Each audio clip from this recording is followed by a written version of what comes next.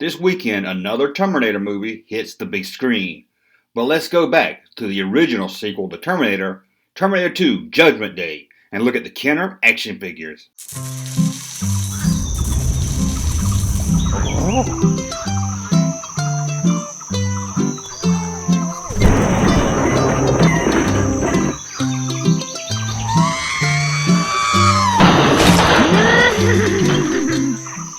Welcome back to the Junk Room, everybody. It's me, the Junkman, and I'm coming back at you with a new video. What are we going to talk about today? Like you don't know, we're going to talk about the Kenner Terminator 2 Judgment Day action figure line. Now, they spun off a second series of figures called Terminator Future War. We're not going to look at those. If you like this video, by thumbing up the video, I might do a part 2 and talk about those figures, although a lot of them are just rehashed from the Series 1 line on a new card, but there are some new figures added to that line also. And we're also not going to look at Terminator 3D action figure line, which again was just a rehash of Series 1 on a new card that said Terminator 3D that was sold at Universal Studios.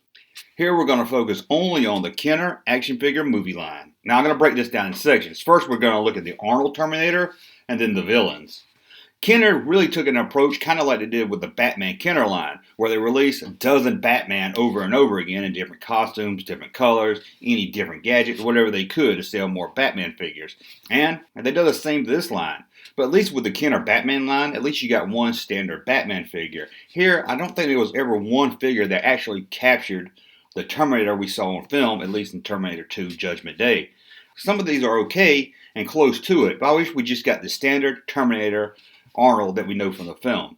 Let's check out the first one in the line. This is the battle damaged Terminator. It comes with a shell that's placed over the robot body Terminator that we all love from the film. You hit a button, the chest will blow off, revealing the Terminator robot inside. Here's something I still don't know. The Terminator, that model, the original one, do they all look like Arnold? Because in Terminator 1 they said they have to use dogs to determine who's the Terminator and who's not. But if they all look like Arnold, you don't need a dog to sniff them out. You just say, hey look, that's a Terminator. It looks just like that guy from Kindergarten Cop.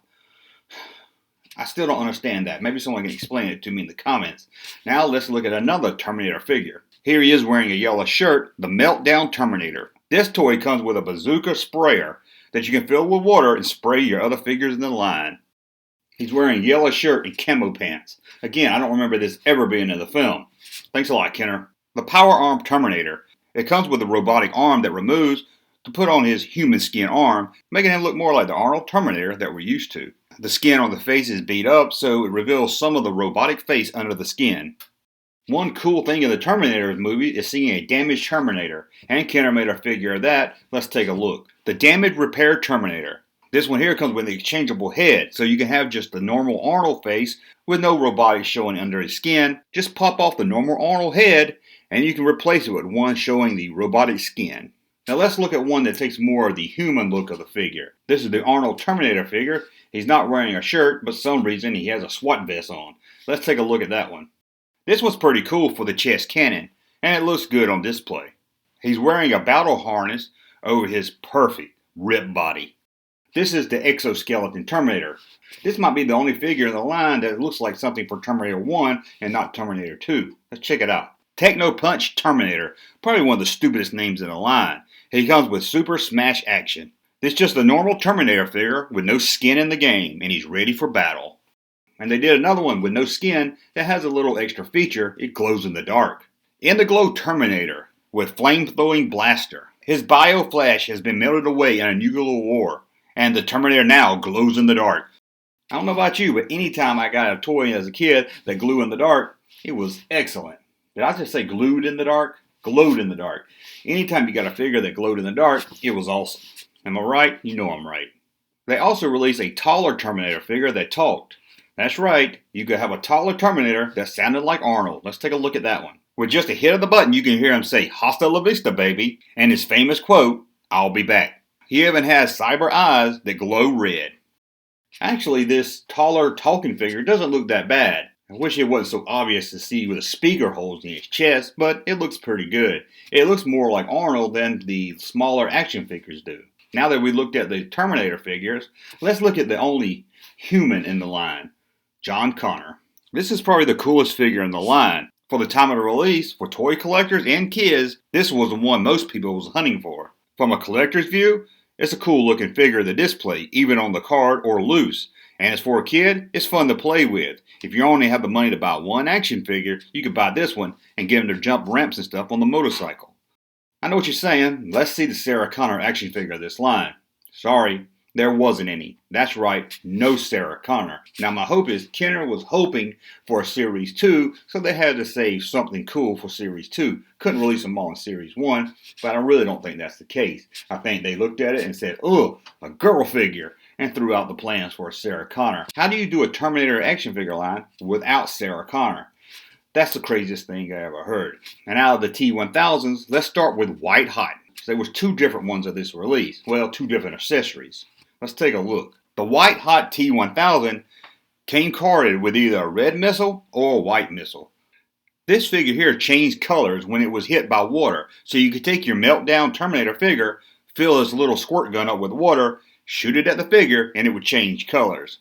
It's a pretty cool feature, I got to admit. It's always fun when they can find a way to add a little bit more fun to just a basic figure. I really like this concept. Remember when the T1000 took the look of a policeman? Well, Kenner made that figure, although it looks nothing like the policeman from the film or the actor that played the T1000. Looks like this cop's been eating a lot of donuts. And let's look at probably the best T1000 of this line. It's a cross between his human form and his liquid metal form. The exploding T1000 with blast apart action. Here you can see he's in the middle of transforming between his human cell and his liquid metal cell. This is a pretty cool looking figure. There's one more villain to look at in this line, and it's going to make you scratch your head. You can say, did I go to the bathroom? Did I miss this scene? Let's take a look at Cyber Grip Villain.